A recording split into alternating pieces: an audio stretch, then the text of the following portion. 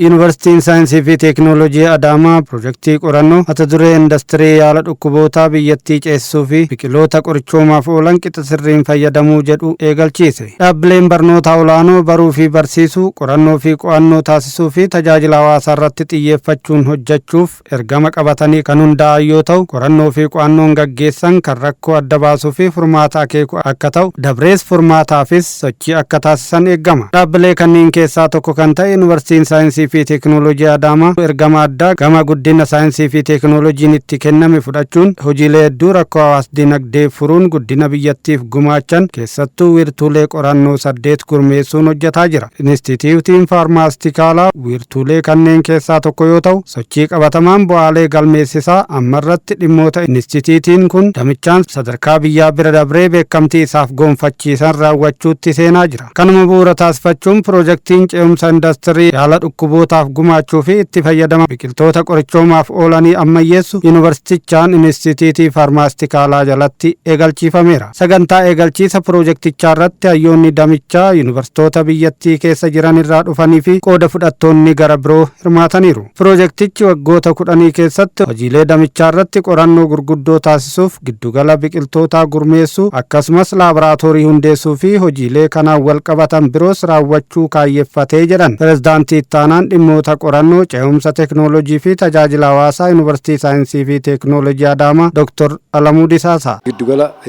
biqiltoolee garaagaraa itti walitti qabnee achi keessatti guddisnee qabiyyee isaanii yookaan immoo waan isaan of keessatti qabatan haala saayinsawaa ta'een adda baafnee achumatti immoo gara biqiltuullee oomishnee bal'isnee qotee bulaadhaaf kenninee akka isaan oomishan goonee mukkeensan yookaan immoo waan achirra waan nu barbaannu san jechuudha gara mass productionitti yookaan immoo gara oomisha bal'aatti oolchinee gara industiriitti guddisnuudha.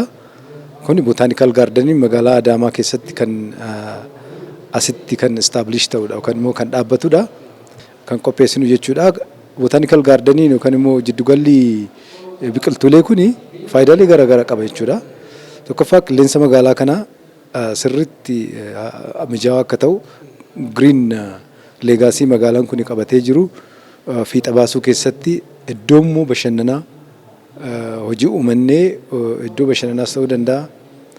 Iddoo immoo kanniisa itti horsiisanii yookaan immoo oomisha kanniisaa oomisha dammaa itti adeemsisnu baay'ee of keessaa qaba jechuudha.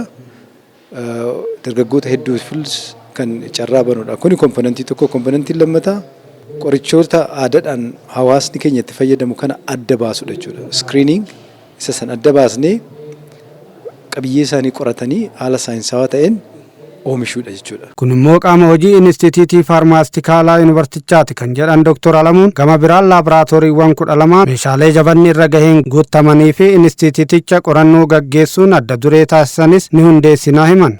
Inni kan biraa laaboraatooriin barbaachisaadha. Laaboraatooriin kanaaf barbaachisu kan ammayyaa jechuudha. Establish goona jechuudha. Kan gurguddaa laaboraatooriiwwan gurguddaa ammayyaa.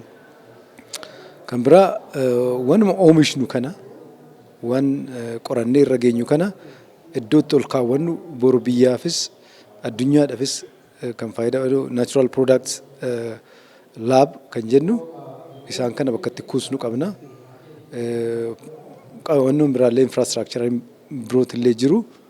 Kana komponentiin gurguddaan isaan kana jechuudha. Saganticha irratti yaadotni ijoo fi bu'aaleen qorannoo dhiyaachuun irratti mari'atameera. Yuunivarsiitii Jimmaatti barsiisaa fi qorataa kan ta'an Piroofeesar Sultaan Suleyman biyyattiin kuufama qabeenya uumamaa qorichoomaaf oolan qabaattus qixa sirriin ittiin fayyadamin jirtii jedhan. Piroojeektiin Yuunivarsiitii Saayinsii fi Teekinooloojii Adaamaatti eegalchiifame rakkoo kana furuu maddiitti biyyattiin moodeela giddugala qorichaa mootummaa akka qabaattu tolchuun guddina damichaan akkasumas dinagdeefis fayyadaa jedhan. Warshaaleen oomishaa jiran kun dhuunfaadhaan qabamanii jiru. Duraan kan mootummaan qabate tokko ture. Ethiopian Pharmaceutical Manufacturing kan jedhu warshaan tokko ture.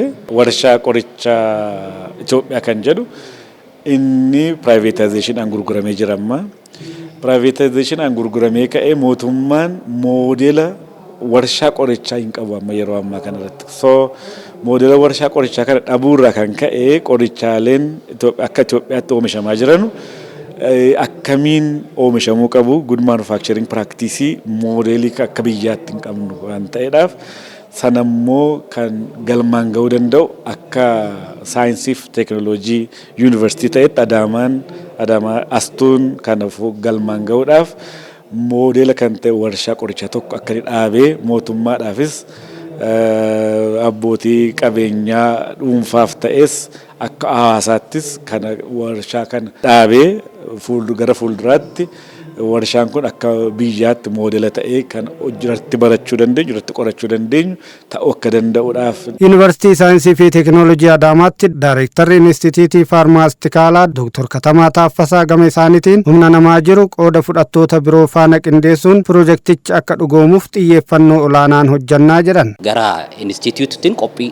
danda'amu gooneerra kuni garuu galmaan ga'uu kophaa ofii waan ta'eef tokkoffaa asuma magaaluma keenya irraa kaana akka biyyaatti Inistituutii akka duratti jedhe baay'eetu jira isaan wajjinis kanaaf amma isaan walitti waamne isaan wajjin mari'achaa jirra jechuudha.